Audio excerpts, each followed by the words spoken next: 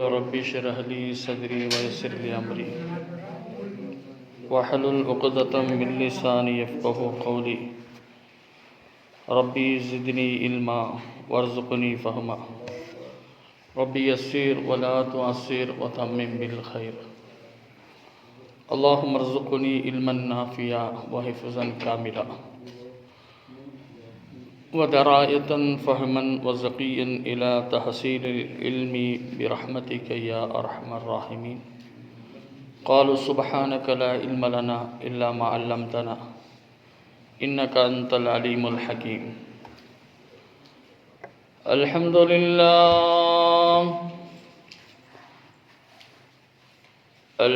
لله رب العالمين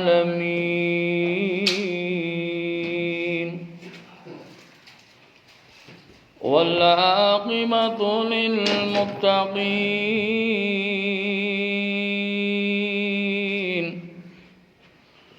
والصلاة والسلام على سيد الأنبياء وسيد المرسلين أما بعد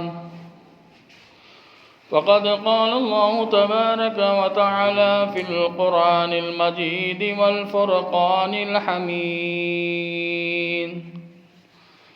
أعوذ بالله من الشيطان الرجيم بفضل بسم الله الرحمن الرحيم يا أيها الذين آمنوا إذا نودي للصلاة من يوم الجمعة صدق الله العظيم وصدق رسوله النبي الأمين المتين الكريم ونحن على ذلك من الشاهدين والشاكرين والحمد لله رب العالمين أو كما قال عليه الصلاة والسلام إنما الأعمال بالنيات وإنما امرئ من كل ما نوى. الله سبحانه وتعالى இந்த அகிலத்தை படைத்து பரிபாலிக்கும் செய்கின்ற வல்ல ரஹ்மானை போற்றி புகழ்ந்து இந்த ஜும்மாவுடைய பயானை ஆரம்பம் செய்கின்றேன். ஈருலகத்தின் சர்தார் கண்ணுக்கும் மேலான கண்மணி நாயகம் ஸல்லல்லாஹு அலைஹி வஸல்லம் அன்னவர்கள் மீதும் அன்னவர்களே பின்பற்றிய உத்தம சத்திய சஹாபாக்கள் தாபியின்கள் தபா தாபியின்கள் ஷுஹதாக்கள் நாதாக்கள் நல்லவர்கள் குறிப்பாக நாம் அனைவர்கள் மீதும் அல்லாஹுவின் சாந்தியும் சமாதானமும் என்றென்றும் நின்று நிலவட்டுமாகுக. இங்கு அமரக்கூடிய நம்மவர்கள் மீதும் இன்னும் இந்த ஜுமாவிற்கு வருக தரக்கூடிய இஸ்லாமிய ஈமானிய நல்லுள்ளங்கள் மீதும் பயானை கேட்கக்கூடிய தாய்மார்கள் மீதும் சகோதரிகள் மீதும் அல்லாஹுவின் சாந்தியும் சமாதானமும் என்றென்றும் நின்று நிலவட்டுமாக. கண்ணியத்துக்குரிய அல்லாஹுவின் நல்லடியார்களே, இன்றைக்கு தலைப்பாகிறது ஃபஜருடைய தொழுகையும் ஜுமாவுடைய சிறப்புகளை பற்றி உங்களுக்கு முன்னால் சில விஷயங்களை பகிர்ந்து கொள்ள நான் ஆசைப்படுகிறேன். மனிதன் அல்லாஹாலா மனிதனாக படைத்து விட்டான். இந்த மனிதர்களுக்கு சில வேலைகளும் சில சேவைகளும் இறைவன் கொடுத்திருக்கின்றான். ஆன்மா என்ற ஒரு ரூஹை இறைவன் மனிதனுடைய உடலில் வைத்திருக்கின்றான். இந்த ஆன்மாவிற்கு எந்த உணவை கொடுத்தால் அந்த ஆன்மா சரியாக இருக்கும். இந்த ஆன்மா சரியாக இருந்தால் மனிதர்கள் சரியாக இருக்க முடியாது. இன்றைக்கு காலத்தில் அதிகமாக உணவு பழக்கம் கொண்டவர்களாக நாம் வாழ்ந்து கொண்டிருக்கின்றோம். எங்கே சென்றாலும் விதவிதமான உணவுகளை சாப்பிட்டு நம்முடைய உடலை கெடுத்து கொண்டதுதான் மிச்சமாக இருக்கிறது. நம்முடைய உடலில் எந்த விதமான சக்தியும் கிடையாது. உடலில் இன்றைக்கு பலகீனமானவர்களாக தான் இந்த உலகத்தில் நம்மவர்கள் வாழ்ந்து கொண்டிருக்கின்றோம்.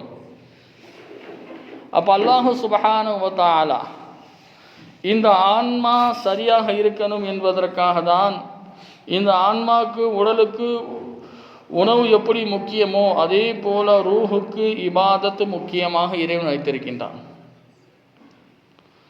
உடலுக்கு உணவு இல்லாவிட்டால் உடல் பலகீனமாகி மாறிவிடுகிறது. இதே போல ஒரு மனிதனுடைய ஆன்மாவிற்கு இறை வணக்கம் இல்லை என்று சொன்னால் அந்த ரூஹும் வீணாக தான் கருதப்படுகிறது.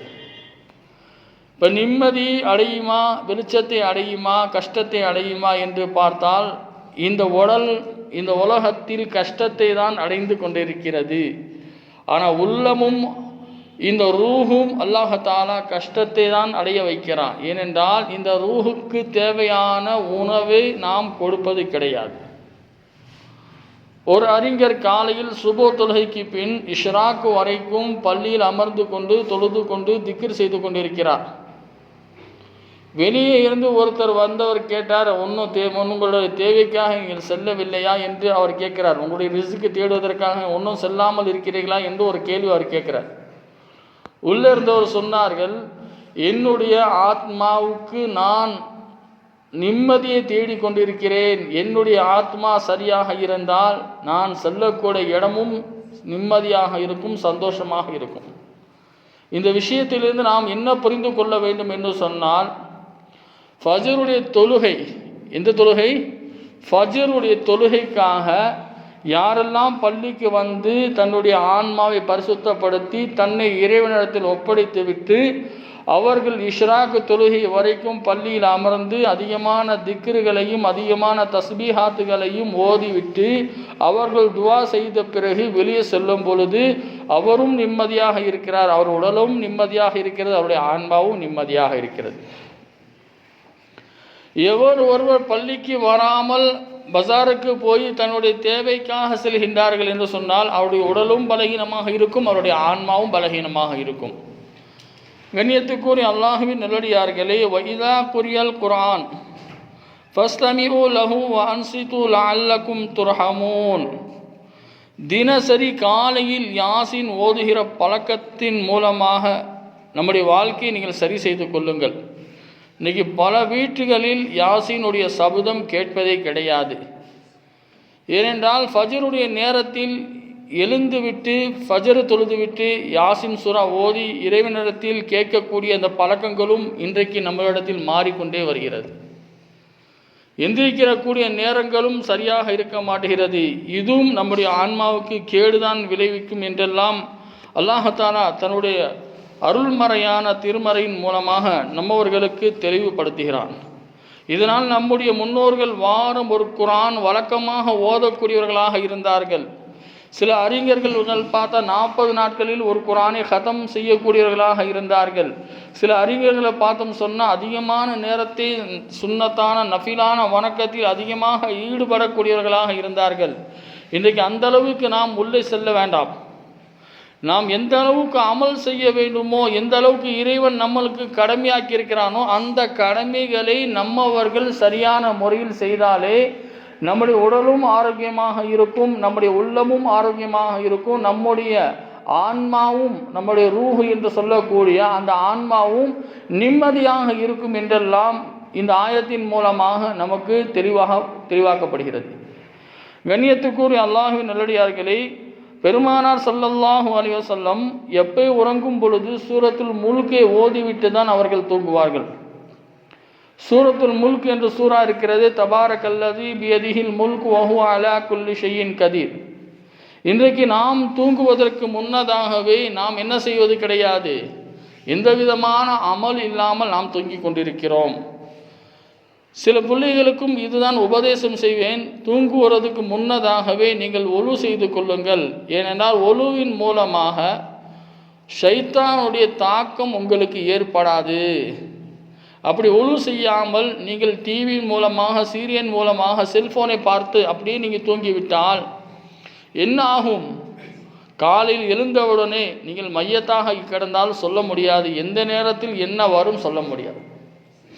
எல்லாத்துக்கும் ஒரு தயாரிப்பு நம்மளுடைய வாழ்க்கையில் இருக்க வேண்டும். அதற்காக தான் சொல்லப்படுகிறது, ஒழு செய்துவிட்டால் தூங்குறதுக்கு முன்னதாகவே ஒழு செய்துவிட்டு 33 தடவை சுப்ஹானல்லாஹ், 33 தடவை அல்ஹம்துலில்லாஹ், 34 தடவை அல்லாஹு அக்பர் என்ற ஃபாத்திமா என்று சொல்லக்கூடிய இந்த தஸ்பீஹாத்துகளை நீங்கள் ஓதிவிட்டு நீங்கள் தூங்கிக் கொள்ளுங்கள் என்று சொல்லப்படுகிறது. பிஸ்மில்லாஹிர் ரஹ்மானிர் ரஹீம் இந்த வார்த்தையை 21 தடவை யார் ஓதி தூங்குகின்றார்களோ அல்லாஹ் சுப்ஹானஹு வ தஆலா அவர்களுக்கு மலக்குமார்களுடைய பாதுகாப்பை வழங்கக்கூடியவனாக இருக்கிறான் என்று ஹதீஸின் மூலமாக நமக்கு தெரிய வருகிறது. அவ்வளோ சிறப்புகளையும் அவ்வளோ பண்புகளையும் இறைவன் வைத்திருக்கின்றான். இதையெல்லாம் நாம் அடைவதற்காக அதற்கு பிறகு லா இலாஹ இல்லல்லாஹ் முஹம்மது ரசூலுல்லாஹ் கலிமா சொல்லிக்கிட்டே தூங்குங்கள் என்று சொல்கிறாங்க. என்ன சொல்கிறாங்க? லா இலாஹ இல்லல்லாஹ் முஹம்மது ரசூலுல்லாஹ் கலிமாவோடு நாம் தூங்க வேண்டும். அப்போ இந்த கலிமாவோடு தூங்கும் பொழுது காலையில் எழுந்த உடனே அவர்கள் ஷஹீதுடைய அந்தஸ்தை பெறுகிறார்கள். அவர்கள் மௌத் ஆனார். இன்னைக்கு மௌத்து எந்த நேரம் எந்த நொடி வரும் சொல்ல முடியாது. இதற்கெல்லாம் நாம் தயாரிப்பாக தான் இருக்க வேண்டும். நம்முடைய மலக்குமார்கள் நன்மை தீமை எழுதுகின்றார்கள், கிராமன் காத்திபீன். வலது பக்கம் நன்மை எழுதக்கூடிய பட்டோலை இருக்கிறது, இடது பக்கம் தீமை எழுதக்கூடிய பட்டோலை இருக்கிறது. ரெண்டு விஷயம்தான், நல்ல டைரி கெட்ட டைரி. இப்போ ஒரு மனிதனுக்கு நன்மை செய்யணும் என்று சொன்னால் ஒவ்வொரு நேரமும் காலையிலிருந்து மாலை வரைக்கும் இறைவனை நாம் நினைத்து கொண்டு தான் இல்லா யுசப்பிஹு பிஹம்திஹி, இறைவன் சொல்லி காட்டுகின்றான். வானங்களில் உள்ளவையும் பூமியில் உள்ளவையும் இறைவன் அதிகமாக தஸ்பீஹ் தஹலீல் செய்து கொண்டு தான் இருக்கிறது. மனிதர்களை நீங்களும் இறைவன் அதிகமாக புகழக்கூடியவர்களாக அலா பி ஸிக்ரில்லாஹி தத்மைனுல் குலூப், அல்லாஹ் குர்ஆன்ல சொல்றான். ஒரு ஆத்மாவுக்கு நிம்மதி அளிக்கக்கூடியது, சந்தோஷம் அளிக்கக்கூடியது இறை திக்ரில் தான் அதை பெற முடியும். வேறு எந்த விஷயத்திலும் நாம் எதையும் பெற முடியாது. ஏனென்றால் மன நிம்மதி என்பது இறைவனுடைய நினைப்பதின் மூலமாக தான் இந்த உம்மத்துக்கு, இந்த மனிதர்களுக்கு அல்லாஹ் தஆலா வைத்திருக்கின்றார். இந்த பழக்கத்தை நம்மவர்கள் என்ன செய்யணும்? கொண்டு வர வேண்டும். கண்ணியத்துக்குரிய அல்லாஹ்வின் நல்லடியார்களே, நம்முடைய வாழ்க்கையில் அல்லாஹ் தஆலா கொடுத்த பெரும் பாக்கியம் ஈமானுடைய பாக்கியத்தை அல்லாஹ் தஆலா கொடுத்திருக்கான். என்ன பாக்கியத்தை கொடுத்திருக்கான்? ஈமானுடைய பாக்கியம்.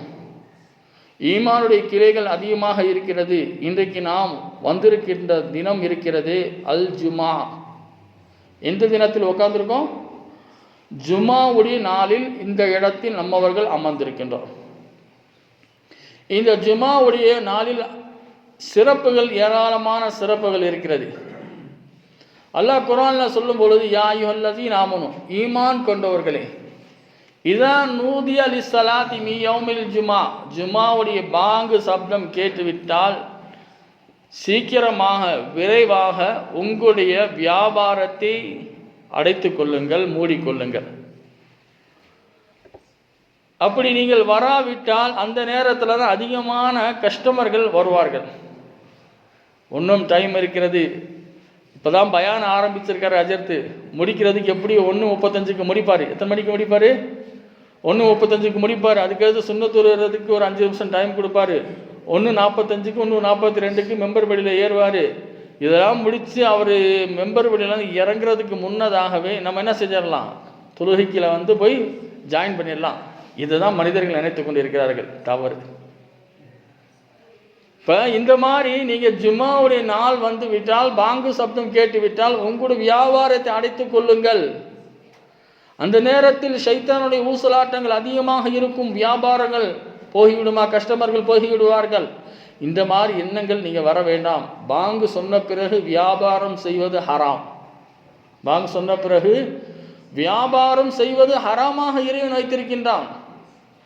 இதைதான் நபிகள் நாயகம் ஸல்லல்லாஹு அலைஹி வஸல்லம் வலியுறுத்தி சொல்லி காட்டுகின்றார்கள். ஜுமா அல் ஜுமாஅத்து ஹக்கும் வாஜிபுன் அலா குல்லி முஸ்லிமுன் ஃபீ ஜமாஅ. நபிகள் நாயகம் ஸல்லல்லாஹு அலைஹி வஸல்லம் சொன்னார்கள், ஜுமாவுடைய நாளில் ஜமாத்தாக முன்னதாக வரக்கூடியவர்கள் மீது லாசிம், கடமை, கட்டாயம் என்றெல்லாம் இந்த ஹதீஸில் நமக்கு சொல்லப்படுகிறது. அப்ப எந்த அளவிற்கு இந்த ஜுமாவிற்கு நாம் தயாரிப்பு செய்திருக்கின்றோம். ஜுமாவு கூட ஈத் என்று தான் சொல்லப்படுகிறது, பெருநாள் என்று தான் சொல்லப்படுகிறது. ஜுமாவுடைய நாள் கூட பெருநாள் என்று தான் நமக்கு சொல்லப்படுகிறது. அதே போல ஜுமாக்காக முன்னதாக வரக்கூடியவர்கள் இந்த உலகத்திலும் வெற்றி காண்பார்கள், மறுமையிலும் வெற்றி காண்பார்கள். இரண்டாவது ஹதீஸ். அடுத்து சொன்னார்கள், இந்த ஜுமாவிற்காக யார் வருகின்றார்களோ ஹஜரத் அபூ ஹுரைரா ரலியல்லாஹு தஆலா அன்ஹு, ஹஜரத் அபூ சயீத் குத்ரி ரலியல்லாஹு தஆலா அன்ஹு அவர்கள் அறிவிப்பு செய்கின்றார்கள், யார் ஜுமாவிற்கு விரைவாக வருகிறார்களோ, நல்ல ஆடையை அணிந்து நறுமணம் பூசிக்கொண்டு இந்த ஜுமாவிற்கு வரக்கூடியவர்களுடைய அனைவர்களுடைய பாவங்கள் எல்லாம் இறைவன் மன்னித்து விடுகிறான். அனைவர்களுடைய பாவத்தை எல்லாம் இறைவன் மன்னித்து விடுகிறான் என்று அபூ ஹுரைரா ரலியல்லாஹு தஆலா அன்ஹு அவர்களும் அபூ சயீத் குத்ரி ரலியல்லாஹு தஆலா அன்ஹு அவர்களும் இருவர்களும் நமக்கு என்ன சொல்றாங்க, புகாரி முஸ்லிம் என்ற ஹதீஸில் நமக்கு சொல்லப்படுகிறது. அப்போ எந்த அளவுக்கு இந்த ஜுமாவிற்கு நாம் என்ன செய்கிறோம், முன் வந்திருக்கோமா? எப்பயும் வரக்கூடிய ஆள்கள் தான் முன்னாடி வந்து நிற்கிறாங்க, எப்பயும் வரக்கூடிய ஆள்கள் தான் முன் வந்து உட்கார்ந்துருக்காங்க. பாக்கி உள்ளவர்கள் எல்லாம் இறுதி நேரத்தில் எண்டு என்று சொல்லுவோமா இல்லையா, அந்த நேரத்தில் தான் வரக்கூடியவர்களாக இருக்கிறார்கள். ஆரம்பத்தில் வரக்கூடியவர்கள் குறைவாக தான் இருக்கிறார்கள். அடுத்து 2வது ஹதீஸில் பாருங்க, ஹஸ்ரத் இமாம் அவர்கள் ஹுத்பா ஓதும் பொழுது அமைதியாக இருந்து அந்த அமைதியாக கேட்டு யாரிடத்தில் பேசாமல் இருக்கின்றார்களோ அவர்கள் வாழ்நாள் முழுக்க செய்த அனைத்து பாவங்களையும் இறைவன் மன்னித்து விடுகிறான் என்று இந்த ஹுத்பாவுடைய நேரத்தில் சொல்லக்கூடிய விஷயமாக நமக்கு சொல்லப்படுகிறது. ஆதாரம் முஸ்லிம் ஷரீப் ஹதீஸ் நம்பர் 857வது ஹதீஸில் நமக்கு சொல்லப்படுகிறது. அப்போ ஒவ்வொரு ஹதீஸ்களை நாம் எடுத்து இதா கான யௌமல் ஜுமாத்தி வக்தில் மலாயிகத்தி பாபுல் மஸ்ஜித். அப்போ ஹதீஸில் சொல்லப்படுகிறது, ஜுமாவிற்கு வருகக்கூடியவர்களுக்காக மலக்குமார்கள் வரவேற்பு செய்கிறார்கள். எவ்வளோ பெரிய அற்புதமான செய்தி. ஜுமாவிற்கு வருகை தரக்கூடியவர்களுக்காக ஒவ்வொரு மலக்குமார்களும் வரவேற்பு செய்கின்றார்கள், அவர்களை முசாஃபாகவும் செய்கிறார்கள் என்றெல்லாம் ஹதீஸில் சொல்லப்படுகிறது. அப்போ கண்ணுக்கும் மேலான கண்மணி நாயகம் ஸல்லல்லாஹு அலைஹி வஸல்லம் அவர்கள் சொன்னார்கள், இந்த ஜுமாவிற்கு முதல் நபராக பாங்கு சொன்ன உடனே முதல் வரக்கூடியவர்,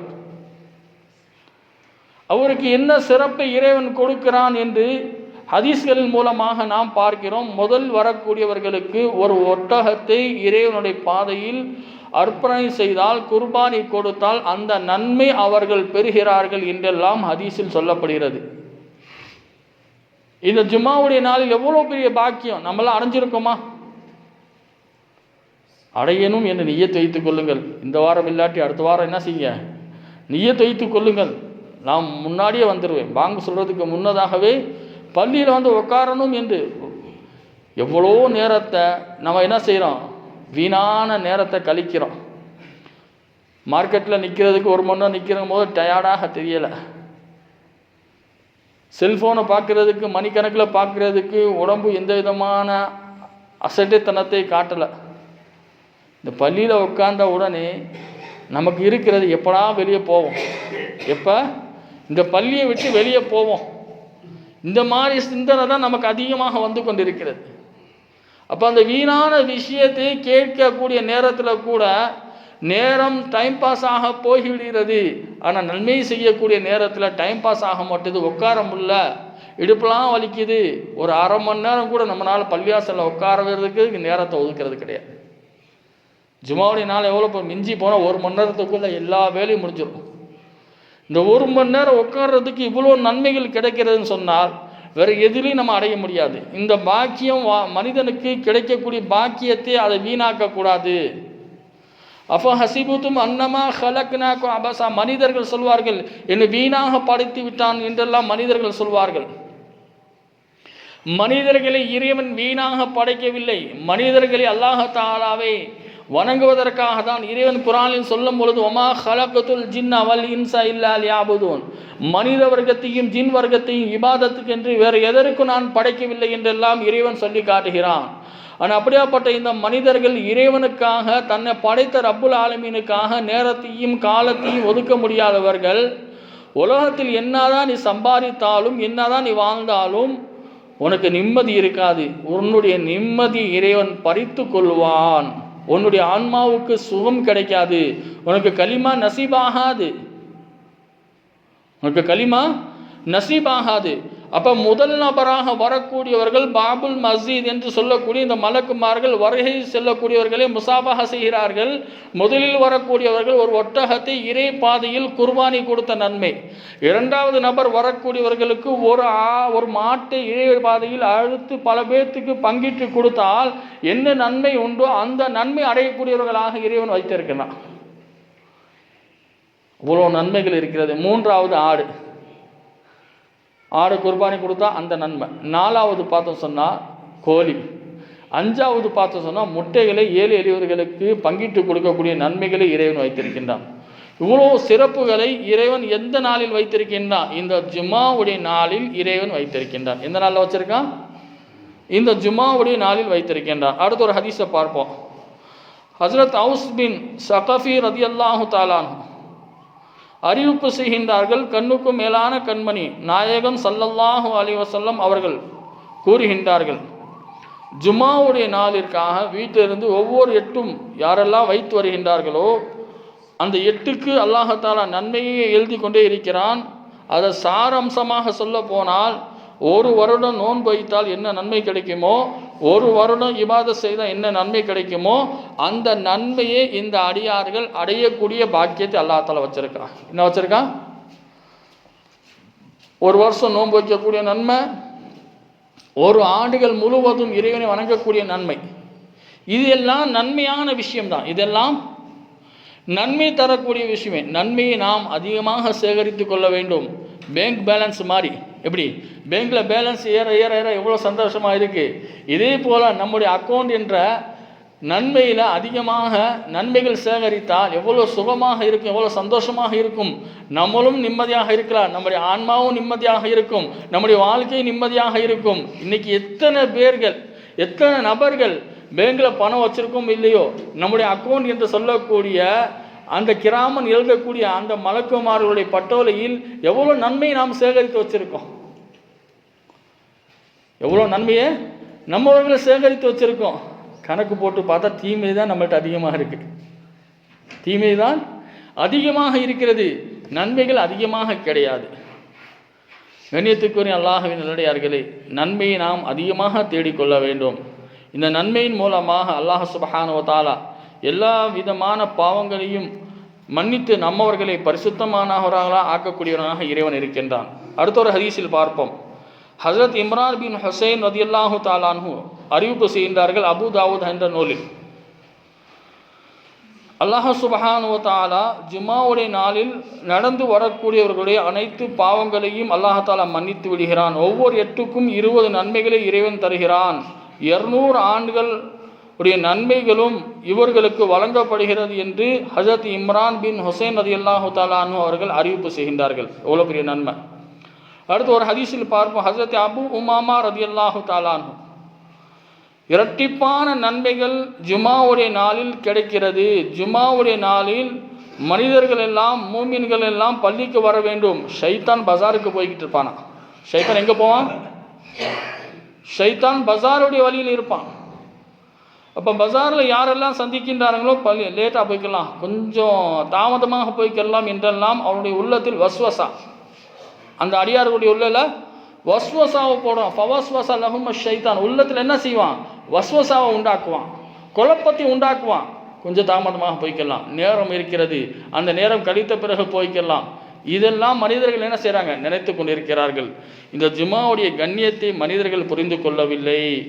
ஆனால் இந்த ஜும்மாவுடைய கண்ணியத்தை மனிதர்கள் தெரிந்துவிட்டால் அனைவர்களும் எங்கே இருப்பார்கள்?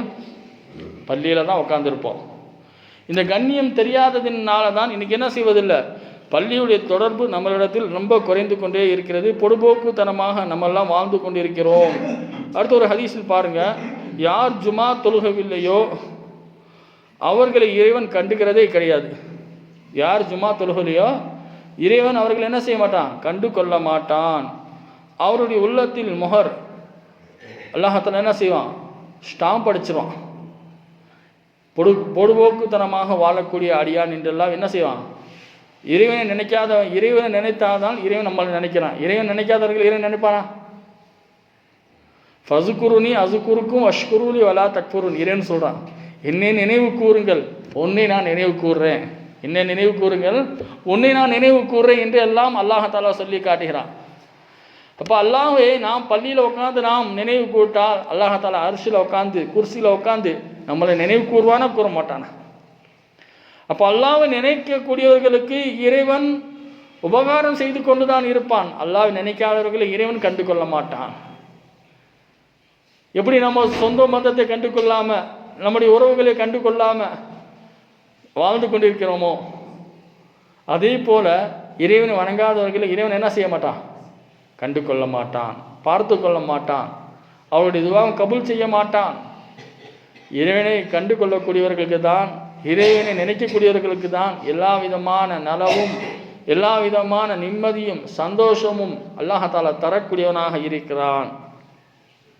அடுத்து ஒரு ஹதீஸை பாருங்க, ஜும்மாவை விடக்கூடியவர்களுடைய வீடை எரித்து விடுங்கள் என்றெல்லாம் பெருமானார் ஸல்லல்லாஹு அலைஹி வஸல்லம் ரொம்ப கடுமையாக சொல்வார்கள். இன்னைக்கு எத்தனை மக்கள்கள் ஜும்மா நாள் கூட தெரியாமல் பள்ளிக்கூட வராமல் இருக்கிறார்களோ அவர்களுடைய வீட்டை எரித்து விடுங்கள் என்றெல்லாம் வன்மையாக ரசூலுல்லாஹி ஸல்லல்லாஹு அலைஹி வஸல்லம் கண்டிக்கிறாங்க. அதே போல ஜும்மா தொழுகாதவர்கள் மீது இறைவனுடைய கோப பார்வை இறங்கும். அதே போல ஷைத்தானுடைய சூழ்ச்சியில் அவர்கள் மாட்டிக்கொள்வார்கள் என்றெல்லாம் நமக்கு சொல்லப்படுகிறது. இது ஜும்மாவுடைய சிறப்பு.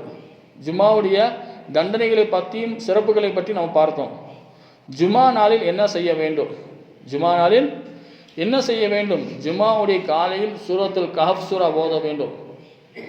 இந்த கஹஃப் சூரா எங்கெல்லாம் ஓதப்படுகிறதோ தஜ்ஜாலுடைய ஃபித்னா விட்டு தூரமாக்கப்படுவார்கள். தஜ்ஜாலே ஒரு ஃபித்னா தான். தஜ்ஜாலே ஒரு பெரிய ஃபித்னா தான். அப்போ தஜ்ஜாலுடைய ஃபித்னா விட்டு குழப்பங்களை விட்டு இறைவன் என்ன செய்கிறான்? பாதுகாக்கிறான். அவர்கள் மீது பிரகாசம் இறங்கி கொண்டே இருக்கும். யார் மீது? ஃபஜ்ருடைய நேரத்தில் சூரத்துல் கஹஃப் சூரா ஓதக்கூடியவர்கள் மீது அல்லாஹ் தஆலா என்ன செய்கிறான்? பிரகாசத்தை இறக்கி கொண்டே இருக்கிறான். இது மாத்திரம் கிடையாது, உலகத்திலே நூறு இருக்கிறது. கயாமத்துடைய நாளில் அவர்களுக்கு என்ன கிடைக்கும்? பிரகாசம் கிடைக்கும். அவருடைய காலிலிருந்து தலை வரைக்கும் நூறால் மூழ்கி இருப்பார்கள். அவர்களுக்கு வானத்திலிருந்து பூமி வரைக்கும் பிரகாசம் வந்து கொண்டே இருக்கும். இந்த நூறு மக்கா வரைக்கும் போய்கொண்டே இருக்கும். ஒரு ஜும்மாவிலிருந்து இன்னொரு ஜும்மா வரைக்கும் இந்த நூறு பரவி கொண்டே இருக்கும். அடியார்களுடைய பாவத்தை எல்லாம் அல்லாஹ் தஆலா மன்னித்து கொண்டே இருக்கிறான். ஒவ்வொரு ஓதக்கூடியவர்கள் மீது மலக்குமார்கள் இறங்கி இவர்களுக்காக அல்லாஹ்விடத்தில் பாவ மன்னிப்பு தேடக்கூடியவர்களாக இருக்கிறார்கள் என்றெல்லாம் நமக்கு சொல்லப்படுகிறது. இன்னைக்கு ஜும்மாவுடைய நாளில் செய்யக்கூடிய விஷயம் என்னவென்று சொன்னால், பல மக்கள்கள் என்ன செய்கிறாங்க? குத்துபா ஓதக்கூடிய நேரத்தில் வருவதே கிடையாது. பயான் எப்படியாவது கேட்டுறீங்க, குத்துபா ஓதுறதுக்கு முன்னதாகவே பள்ளியில் வந்து உட்காரணும். இந்த குத்துபாவை காது தாழ்த்தி கேட்க வேண்டும். இமாமுக்கு அருகாமையில் உட்கார்ந்து நாம் என்ன செய்ய வேண்டும்? கேட்கக்கூடிய பழக்கம் இருக்க வேண்டும். இன்னைக்கு பல மக்கள்கள் என்ன செய்கிறாங்க? குத்துபா முடித்த பிறகுதான் வருகிறார்கள். அவர்களுக்கு ஃபாயிதா இருக்கிறதா, நன்மை இருக்கிறதா என்று பார்த்தால் கிடையாது. அப்போ அந்த குத்துபாவுடைய நேரத்தில் வரக்கூடியவர்களுக்கு கூட எச்சரிக்கை தான் செய்தார்கள், அவருடைய வீட்டை எரித்து விடுங்கள் என்றெல்லாம் ரசூலுல்லாஹி ஸல்லல்லாஹு அலைஹி வஸல்லம் சொன்னார்கள். தவறாக நினைக்க வேண்டாம். அல் ஹக்கு அல் முர்ரு, உண்மை சொல்லக்கூடிய விஷயம் அல்லாஹ் தஆலா சொல்லியிருக்கான். உண்மை சொல்லி கொண்டு தான் இருப்பேன். ஏனென்றால் இந்த ஜும்மாவுடைய நாளில் குத்துபா ஓதுவதற்கு முன்னதாகவே பள்ளியில் ஆஜராக இருக்க வேண்டும், வந்துவிட வேண்டும். இன்னைக்கு பல மக்கள்கள் என்ன செய்கிறாங்க? ஜும்மாவுடைய நாளில் கூட குத்துபா ஓதக்கூடிய நேரத்தில் கூட என்ன செய்யறதில்ல? பள்ளிக்கு வருவதே கிடையாது. தொழுகு வைக்கக்கூடிய நேரத்தில் மட்டும் வந்து தொழுதுட்டு போனால் ஃபாயிதா கிடையாது. ஜும்மாவில் வரும்போது நறுமணத்தோடு வரணும், நல்ல ஆடையோடு வர வேண்டும். முடிந்தால் துஹான் சூரா ஓதிக்கொள்ளுங்கள். கயாமத்துடைய நாளில் உங்களுக்கு பிரகாசம் அடிக்கும். முடிந்தால் அதிகமான ஸலவாத் ஓதிக்கொள்ளுங்கள். அதே போல் மலக்குமார்களுடைய பாவமன்னிப்பு நமக்கு வழங்கக்கூடியவர்களாக இருக்கிறார்கள். நபிகள் நாயகம் ஸல்லல்லாஹு அலைஹி வஸல்லம் பரிந்துரை நமக்கு கிடைக்கும். நம்முடைய முகத்தில் பிரகாசத்தை இறைவன் கொடுக்கிறான். 80 ஆண்டுகள் வணங்கக்கூடிய நன்மைகள் எல்லாம் இருக்கிறது. இந்த ஜும்மாவுடைய நாளில் ஒரு நேரம் இருக்கிறது. அந்த நேரத்தில் துவா செய்தால் துவா கபூல் ஆகும் என்றெல்லாம் சொல்லப்படுகிறது. அந்த நேரத்தையும் குறிப்பிட்டு காட்டுகிறார்கள். அசர் டு மக்ரிப் வரைக்கும் செய்யக்கூடிய துவா கபூல் ஆகும். அசர் டு மக்ரிப் வரைக்கும் செய்யக்கூடிய துவா கபூல் ஆகும் என்றெல்லாம் நமக்கு சொல்லப்படுகிறது. இப்போ ஏராளமான சிறப்புகளை இறைவன் கொடுத்து இன்றைக்கி ஜும்மாவுடைய நாளில் எத்தனை பேர் நம்ம ஃபஜர் தொழுதுருப்போம்? இன்றைக்கி ஃபஜருடைய சிறப்பை பற்றி பாருங்கள். ஃபஜருடைய சிறப்பை பற்றி ஒரு 15 விஷயத்தை உங்களுக்கு முன்னால் பகிர்ந்து கொள்ள நான் ஆசைப்படுகிறேன். ஃபஜரு தொழுகக்கூடியவர்கள் இறைவனுடைய பொறுப்பில் இருக்காங்க. யாரோடைய பொறுப்பு இருப்பாங்க? இன்றைக்கி எத்தனை பேர் ஃபஜர் தொழுதுருப்போம்? இன்றைக்கி பல மக்கள்கள் என்ன செய்வதில்லை, ஃபஜருக்கு கூட எந்திரிப்பதே கிடையாது. மலக்குமார்கள் ரிசுக் கொண்டு நம்முடைய வீட்டு வாசலில் வைக்கிறாங்க. இன்றைக்கி மாற்றார்களை எந்திரிச்சு கோலம் போட்டு எல்லா வேலையும் செய்யக்கூடியவர்களாக இருக்காங்க. அவர்கள் பறக்கத்தை வாங்கிட்டு போயிடுறாங்க. நம்மவர்கள் எந்த விதமான பறக்கத்தை வாங்க முடியும்? நம்மளும் சரி, நம்மளுடைய தாய்மார்களும் சரி, எந்திரிப்பது 7:30 இல்லாட்டி 8 மணிக்கு தான். இந்த மாதிரி நேரத்தில் தான் என்ன செய்கிறோம், எந்திரிக்கக்கூடிய ஒரு பழக்கம் இருக்கிறது. ஃபஜருடைய நேரத்தில் எழுந்து ஒரு வியாபாரத்துக்கு போனால் 5 மணிக்கு கூட தயாராக இருக்காரு. ஒரு ஊருக்கு போனால் 3 மணிக்கே தயாராக இருக்காங்க. ஆனால் ஃபஜருக்கு எழுந்து வந்து தொழுகிறதுக்கு தயாராக இந்த உம்மத்து கிடையாது. அப்போ ஃபஜர் தொழுகக்கூடியவர்கள் யாருடைய பொறுப்பில் இருப்பார்கள்? அல்லாஹ்வுடைய பொறுப்பில் இருப்பார்கள். ரெண்டாவது பாருங்கள், ஃபஜர் தொழுகக்கூடியவர்களுக்கு நரகத்தை விட்டு விடுதலை. எதை விட்டு விடுதலை? நரகத்தை விட்டு விடுதலை. மூன்றாவது ஹதீஸை பாருங்கள். இந்த ஃபஜருடைய தொழுகைக்காக பள்ளிக்கு வரக்கூடியவர்களுடைய கையில் எந்த கொடி இருக்கும்? ஈமானுடைய கொடி இருக்கும். அதே போல் ஃபஜர் தொழுகாமல் பஜாருக்கு செல்லக்கூடியவர்களுடைய கையில் யாருடைய கொடி இருக்கும்? இப்லீஸ் ஷைத்தானுடைய கொடி அவர்களுடைய கையில் இருக்கும். இந்த ஃபஜர் தொழுகக்கூடியவர்கள் நாளை மறுமை நாளில் அவருடைய முகத்தில் அதிகமான பிரகாசத்தை இறைவன் கொடுக்கிறான். அடுத்து பார்ப்போம், ஃபஜர் தொழுகக்கூடியவர்கள் மீது ரஹமத்தை பொழிந்து கொண்டே இருக்கும். மலக்குமார்கள் அவர்களை சூழ்ந்து கொள்வார்கள். மலக்குமார்கள் அவர்களை சூழ்ந்து கொள்வார்கள். ஃபஜர் தொழுகக்கூடியவர்கள் முழு இரவும் வணங்கக்கூடிய இபாதத்தையும் முழு பகலும் வணங்கக்கூடிய நன்மையும் இறைவன் அவர்களுக்காக தரக்கூடியவனாக வைத்திருக்கின்றான். எத்தனையோ இபாதத்து, அசலான இபாதத் ஃபஜர் தான். அதிகாலையில் எழுவது தான் பரக்கத்தாக இருக்கிறது. இன்றைக்கி அதிகாலையில் எழக்கூடிய பாக்கியத்தை அல்லாஹாலா அனைவர்களுக்கும் அல்லாஹ் தந்து அருள் புரிவானாக. அதே போல ஃபஜருடைய தொழுகைக்காக வரக்கூடியவர்களுக்கு ஒவ்வொரு எட்டுக்கும் நன்மைகள் எழுதி கொண்டே இருக்கும். ஃபஜர் தொழுகக்கூடியவருடைய துவா கபூல் ஆக்கப்படுகிறது. ஃபஜர் தொழுகக்கூடியவருடைய துவா கபூல் ஆக்கப்படுகிறது. யார் விடாமல் 40 நாட்கள் வரைக்கும் ஃபஜருடைய தொழுகையை தொழுது வருகின்றார்களோ அவர்களுக்கு 2 விதமான பரிசை இறைவன் தருகிறான்.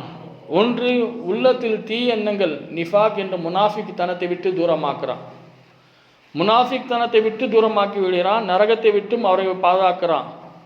அதே போல ஃபஜருடைய ஜுமாவுடைய தொழுகை யார் தொழுகின்றார்களோ இந்த உலகமும் இந்த மறுமையும் அவர்களுக்கு வெற்றி அளிக்கக்கூடியதாக இறைவன் வைத்திருக்கின்றான். இந்த ஃபஜருடைய சுன்னத்து ரொம்ப பேணுதலாக செய்ய வேண்டும். ஃபஜருடைய சுன்னத் இல்லாமல் ஃபஜருடைய தொழுகை தொழக்கூடாது. அதேபோல் ருஜு இலல்லாஹ், அல்லாஹுடைய நாட்டம் இவர்களுக்கு கிடைக்கக்கூடியதாக இறைவன் வைத்திருக்கின்றான். இணையத்துக்குரிய அல்லாஹுவின் நல்லடியார்களே, இன்றைக்கு ஏராளமான விஷயங்கள் ஜுமாவுடைய தொழுகையை பற்றியும் ஃபஜருடைய சிறப்புகளை பற்றி நாம் பார்த்தோம். ஜுமா தொழுகாதவர்கள் மீது அல்லாஹாலாவுடைய கோப பார்வை இறங்குகிறது. ஜும்மா தொழுகாதவர்கள் மீது அவருடைய வீட்டை எரித்து கொள்ளுங்கள் என்று வன்மையாக நபிகள் நாயகம் ஸல்லல்லாஹு அலைஹி வஸல்லம் சொன்னார்கள். ஜுமாவிற்கு இமாம் குத்பா ஓதுவதற்கு முன்னதாகவே பள்ளியில் உட்கார்ந்து வேணும். ஏனென்றால் பள்ளியில் உட்கார்ந்து இமாம் தொழுகைக்கக்கூடிய நேரத்தில் வந்தால் எந்த விதமான பலனும் ஃபாயிதாவும் கிடையாது. நமக்கு ஃபாயிதாவை அடையணும் என்று சொன்னால் நமக்கு கொடுக்கப்பட்ட அந்த அவகாசம் இருக்கிறது, குறைவான அவகாசம் தான் இறைவன் கொடுத்திருக்கிறான். இந்த அவகாசத்தில் இந்த நேரத்தை நாம் வீணாக்காமல் இறைவனுடைய வழியில் அதிகமாக வந்து நம்ம நல்ல அமல் செய்து அல்லாஹ் ரசூலுக்கு பொருத்தமானவர்களாக வாழ வேண்டும் என்பதற்காக ஈமானுடைய பாக்கியத்தை அல்லாஹாலா நம்மவர்களுக்கு அல்லாஹாலா கொடுத்திருக்கின்றான். இந்த ஈமான் இல்லை என்று சொன்னால் இந்த மனிதர்கள் இந்த பூமியில் வாழ அருகதி எட்டவர்களாக தான் இருப்பார்கள். இந்த ஈமானுடைய பாக்கியத்தை இறைவன் கொடுத்திருக்கின்றான் என்று சொன்னால் இந்த ஈமானுக்குள் நாம் முழுமையாக வர வேண்டும். இறைவன் சொல்லும் பொழுது யா அய்யுஹல்லஸீன ஆமனு துஹுலு ஃபிஸ்ஸில்மி காஃபா, ஓ ஈமான் கொண்டவர்களை இஸ்லாத்துக்குள் முழுமையாக வந்து விடுங்கள். அப்படி நீங்கள் வராவிட்டால் வலா தத்தபி ஹுத்வாத்தி ஷைத்தான் இன்னஹு லக்கும் அதுவும் முபீன், ஷைத்தான் உங்களை வழிகெடுத்து விடுவான் என்றெல்லாம் இந்த ஆயத்தின் மூலமாக அல்லாஹ் தஆலா சொல்லி காட்டுகிறான்.